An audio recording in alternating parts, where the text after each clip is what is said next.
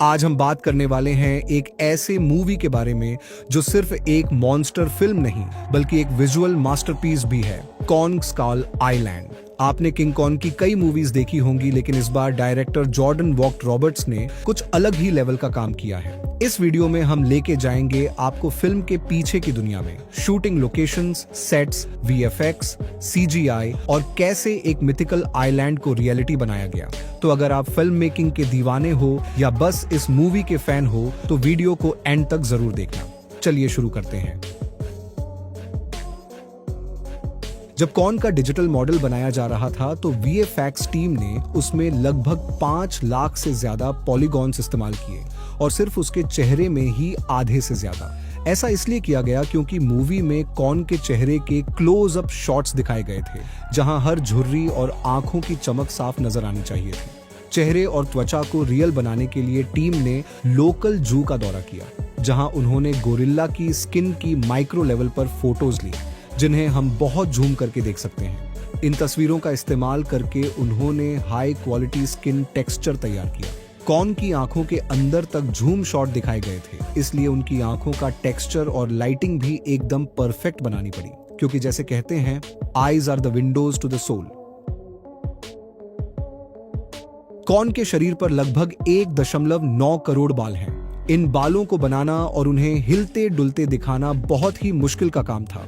Normally software से basic बाल बन जाते हैं, लेकिन बालों का स्टाइल, डैमेज और रियल लुक मैन्युअली बनाया गया। कॉन्ग हर सीन में अलग अलग दिखता है, कभी गीला, कभी जख्मी, कभी जला हुआ। सिर्फ उसके बालों का लुक सही करने के लिए 2 आर्टिस्ट्स ने पूरे 1 साल तक काम किया। कॉन्ग के बालों को जानबूझकर थोड़ा गंदा और उलझा हुआ दिखाया गया, क्योंकि कॉन्ग एक साफ सुथरा गोरिल्ला नहीं बल्कि एक फाइटर किंग है जो कई जंग लड़ चुका है।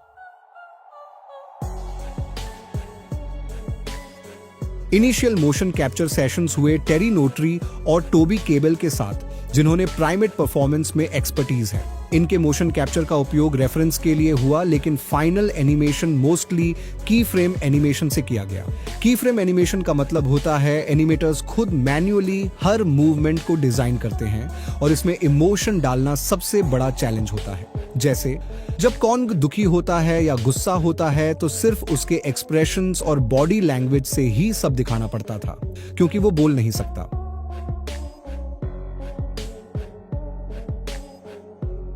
कॉन्ग और स्कल क्रॉलर की फाइनल फाइट ज्यादातर पानी और कीचड़ में होती है, इसलिए एनिमेटर्स के लिए कुछ मुश्किल काम थे।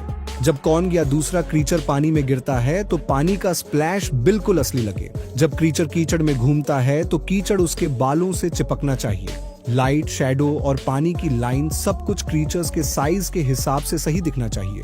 इन सब को सही बनाने के लिए वीएफएक्स टीम ने इफेक्ट्स टीम के साथ मिलकर काम किया। हर सीन को ध्यान से एक एक फ्रेम एडजस्ट करके बनाया गया। कॉन्ग स्कल आइलैंड सिर्फ एक सीजीआई भरी मॉन्स्टर मूवी नहीं थी, ये एक एडवेंचर सिनेमा को समर्पित प्रेम पत्र थी। हर लोकेशन, हर पेड़, हर नदी और हर हड्डी असली थी, और इसी वजह से मूवी देखते वक्त आपको भी लगता है कि आप खुद स्कल आइलैंड पर चल रहे हो।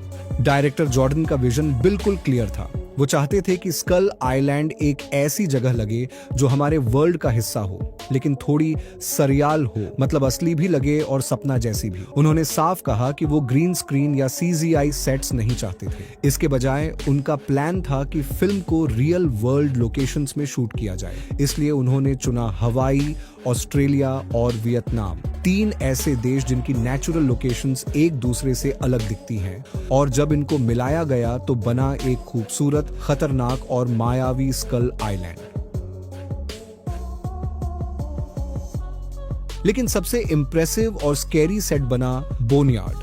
ये वही जगह थी जहां कॉन्ग के माता पिता और कई मॉन्स्टर्स के कंकाल दिखाए गए थे। ये सीन विजुअली इतना पावरफुल था कि एक्टर्स को ज्यादा एक्टिंग भी नहीं करनी पड़ी, क्योंकि सेट ही इतना रियल था। बोनयार्ड के लिए असली जैसे दिखने वाले बोन्स बनाए गए। कुछ असली गाय या भैंस के हड्डियां भी इस्तेमाल की गई। कुछ बोन्स इतने बड़े साइज के थे कि उन्हें मूव करने के लिए स्पेशल टीम्स लगाई गई थी। क्या आपने देखा था फिल्म में वो रहस्यमयी ट्राइबल लोग जो अचानक दीवार से बाहर आ जाते हैं, वो थे आईवी ट्राइब, स्कल आइलैंड के असली लोग। जॉर्डन चाहते थे कि ये ट्राइब सिर्फ बैकग्राउंड का हिस्सा ना हो, बल्कि उनके डिजाइन में एक गहरा कल्चर झलकना चाहिए। इसलिए उनके कपड़े, बॉडी पेंट और झोपड़ियां सब कुछ खास तरीके से डिजाइन किए गए। बॉडी पेंट के लिए पिक्सेल शेप्स का इस्तेमाल किया गया। ऐसा लगता है जैसे ये किसी वीडियो गेम से निकले हों। और इन पेंट डिजाइन्स की एक सीक्रेट लैंग्वेज भी थी, जिससे वो आपस में कम्युनिकेशन करते थे।